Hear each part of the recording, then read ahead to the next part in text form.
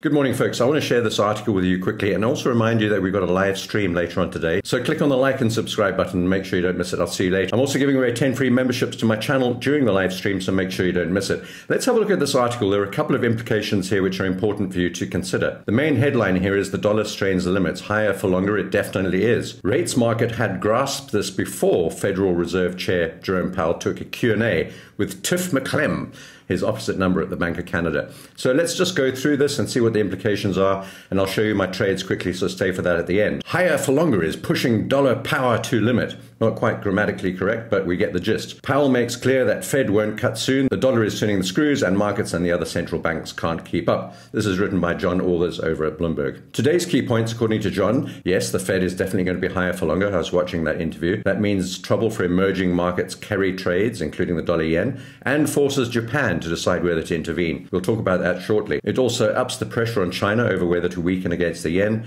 Earnings will be good, but will they be good enough? And Jay Powell has some great advice on Canadian comedians. Let's read more some of the salient points. Any chance of imminent cuts must now rely on some sudden financial crisis, so hopes have been more or less abandoned. Now, normally what happens is the Fed starts to cut rates when something breaks, and what they're saying here is nothing's broken, so there's no reason to drop rates right now. His comments were definitely hawkish, therefore stocks did close down a little for the day. I think that's a bit of an understatement, really, considering what stocks are doing. However, over the course of the day, the effect of his words, etc., was muted. US markets already knew that inflation wasn't low enough for the Fed to start cutting, so the latest Powell speak, one word, didn't make that much difference. What is not clear is whether the impact of higher US rates had seeped into the foreign exchange market or into the calculations of other central banks. It looks as though it hadn't, and that creates a new set of risks. So basically we've got the Fed saying we're going to stay higher for longer, but central banks around the world, particularly in Europe and maybe the UK, are thinking of cutting because they're going to need to cut. Whereas the US ostensibly doesn't need to cut. The economy is strong, jobs are good, everything's ticking along, tickety-boo,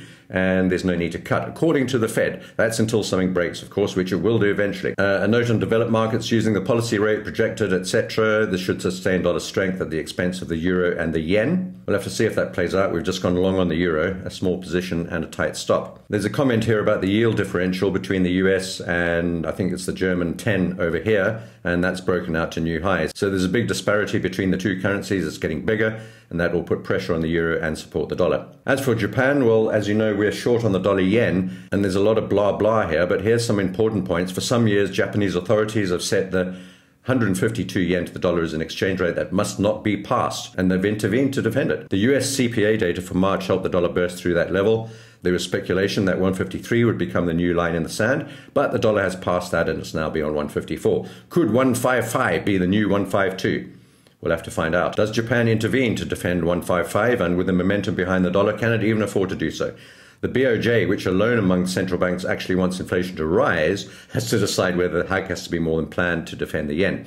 If Japan really does, that could be a problem for Japanese stocks currently in vogue. Anyway, and there's a lot more in here about other things and other emerging markets, including Mexico. It's not a market I'm particularly interested in. And then we've got earnings upon us, which are expected to be good, but it might be a buy the rumor, sell the fact type thing. So we're not too sure about how earnings are going to affect everything. And then there's a few comments on the Magnificent Seven. Let's go across to the charts quickly and see where we are. I'll give you a quick précis of my positions. On the euro, we've just gone long as long as we're above 1.06 roughly. Nothing on the pound. These are the 4-hour charts on the top here. And then the dollar yen, we're short. That's just curling over after a little bit of intervention by the Bank of Japan yesterday. These are the day charts of the same things. NASDAQ, we were short from 18,400, and I've just hedged right at the bottom here. So I'm fully hedged on NASDAQ. I don't know what the next move is, but it doesn't matter. We've hedged in our profit. We've taken some profit. Generally, I think we're going to get weak and shallow pullbacks on NASDAQ and S&P. And so I'm happy to hedge, basically accumulating longs at this stage whilst retaining the shorts. At some stage, I'll take the shorts off and leave the accumulated longs. Same goes with S&P. We're also short Nvidia, but we're long Apple and Tesla. Those reversed quite dramatically yesterday, but these are hedges against the shorts on NASDAQ and Nvidia. Now gold, despite the big rally in the 10-year yield, has actually held up incredibly well. I've got the 4-hour chart and the day chart here, and look how we burst up through the channel top, back tested it, surged up, and we're holding up quite strong despite the 10-year yield. I fully hedged my short position at 2355, and I don't know which way this one's going to go. I'm thinking short, but we've got Israel and Hamas and Iran going on, hence I'm fully hedged on gold after locking in profit. I'll take the hedges off gold and NASDAQ as the day progresses, or perhaps as the week progresses, and there's no urgency to do so, both having locked in some profit. Going across to energies, well, we're long on natural gas. I'll do a separate video on natural gas. In fact, fact, I'll cover this in the live stream. So if you want to know more about natural gas, come into the live stream later on. That's at 9 a.m. Eastern Time, New York time. We're also short WTI, and that's looking pretty good at the moment. I'll cover that in the live stream too. Now, Bitcoin, we're long. I just added some more yesterday. That surged up a little bit. But basically, this is where we are in this channel, and I've got nothing to add until we get out of this channel, apart from retaining long positions. If we break below 60,000 and close below 60,000, I'll probably hedge those longs, waiting for a dip down to 50,000 where I'll try again. I'll take off the shorts and add some more longs on there. I've only got relatively small positions on here at the moment. Once again, I can cover some of that in the live stream. Well, I hope you found that useful. I'll see some of you later on in the live stream. Otherwise, have a great day and I'll see you soon.